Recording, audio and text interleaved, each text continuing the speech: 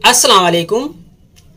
आज मैं जो नक्श लेकर हाजिर हुआ हूँ, ये नक्श दुश्मन से हिफाजत के लिए आपके लिए बहुत ही कामयाब नक्श है। दुश्मन चाहे जितना ताकतवर हो, दुश्मन से हिफाजत के लिए, दुश्मन से बदला लेने के लिए ये अम्ल बड़ा ही कामयाब है। इस अम्ल के करने के बाद दुश्मन पागल हो जाता है, दुश्मन बीमार रहने लगता है या और भी बहुत सी बीमारियां उसके जिस्म में पेवस्त हो जाती हैं। ये अम्ल आप तभी करें जब आपका मकसद जायज हो, मतलब दुश्मन आपको नाजायज तरीके से, जब दुश्मन परेशान कर रहा हो और आप हर तरह से परेशान हो चुके हों, सुलह के सारे रास्ते बंद हो गए हों और किसी तरह से सुलह होने की उम्मीद न हो, तब ये अम्ल करें। क्योंकि ये अम्ल बहुत ही ताकतवर अम्ल है। ये सबसे आखिर में अम्ल किया जाता है जब हर तरह से मसला आपने सुलझाने की कोशिश की और आप सुलझा ना पाए, तब ये अम्ल किया जाता है। ये अम्ल हर तरह के दुश्मन के लिए है। वो दुश्मन चाहे जितना पावरफुल हो या जिस तरह का भी दुश्मन हो, हर तरह के दुश्मन के लिए मैंने आपसे बताया कि हर तरह के दुश्मन के लिए, हर तरह के दुश्मन से हिफाजत के लिए ये अम्ल बड़ा ही कामयाब है। दुश्मन, अगर आप दुश्मन को जानते हैं तो बहुत ही अच्छी बात है, उसका नाम अगर जानते हैं तो बहुत ही अच्छी बात है, और अगर नाम नहीं जानते फिर भी ये अम्ल आपका काम करेगा।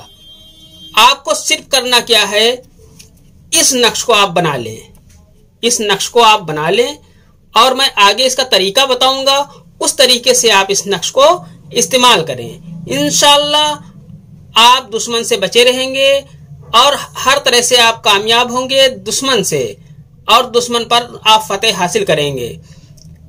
इस नक्श को आपको दिन में, आप इस नक्श को किसी भी टाइम बना सकते हैं। ये अम्ल आपको जुमे के दिन करना है। जुमे के दिन आपको ये नक्श बनाना है। जुमे के दिन नक्श बनाने के बाद आपको मैं नक्श भरना बता दूं। आपको इस तरह का एक खाका खींच लेना है।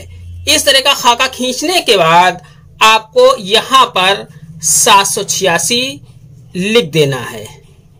786 लिखने के बाद आपको यहां पर लिखना है 3 लिखने के बाद आपको यहां पर लिखना है 9 लिखने के बाद आपको यहां पर लिखना है 15 लिखने के बाद आपको यहां पर लिखना है 42।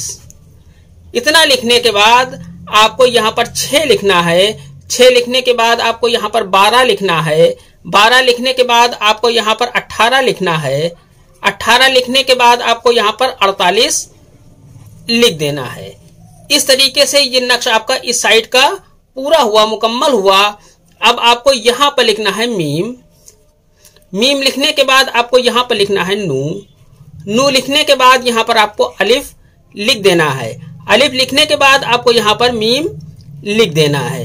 इसके बाद आपको यहां पर लिखना है सीन लिखने के बाद आपको यहां पर लिखना है नू लिखने के बाद यहां पर आपको लिखना है अलिफ लिखने के बाद आपको यहां पर सीन लिख देना है। इतना करने के बाद ये नक्श आपका मुकम्मल हो जाता है। इस नक्श को आप किसी भी पेन से लिख सकते हैं। इसके लिए किसी खास पेन की कोई जरूरत नहीं है। नक्श लिख लेने के बाद आपको एक इलायची इस तरह से ले लेनी है। इलायची लेने के बाद आपको इस इलायची में इस तरीके से इसे अंदर की तरफ कर देना है, इस तरीके से। अब आपको दुश्मन का नाम लेना है। जो भी आपका दुश्मन है उस दुश्मन का नाम लेना है, और नाम लेने के बाद इस इलायची के ऊपर आपको फूंक मार देना है, यानी दम कर देना है। दम करने के बाद आपको ये नक्श फोल्ड कर लेना है इस तरीके से। इस तरीके से फोल्ड करने के बाद आपको इस तरीके से इस नक्श के साथ में और इस इलायची को इस सुई में लगा देना है। इस तरीके से ये नक्श आपका मुकम्मल हुआ। अब आपको करना है ये कि इस नक्श और इलायची और इस सुई को इसी तरह से किसी पेड़ वगैरह में इस तरह से इस नोक से वहां पर आपको गाड़ देना है। गाड़ने के बाद आप घर चले आए, इंशाअल्लाह दुश्मन तबाह व बर्बाद हो जाएगा। दुश्मन से आपकी हिफाजत होगी और हर तरह से आप दुश्मन से जीत जाएंगे, विजय पा जाएंगे। इंशाअल्लाह फतेह याबी आपकी होगी। इस नक्श को आप किसी भी पेन से बना सकते हैं, इसके लिए किसी खास पेन की कोई जरूरत नहीं है। ये अमल सिर्फ जायज मकसद के लिए है। आज की वीडियो में इतना ही, मिलते हैं इंशाअल्लाह अगली वीडियो में। तब तक के लिए अल्लाह हाफिज, दुआ की दरखास्त के साथ।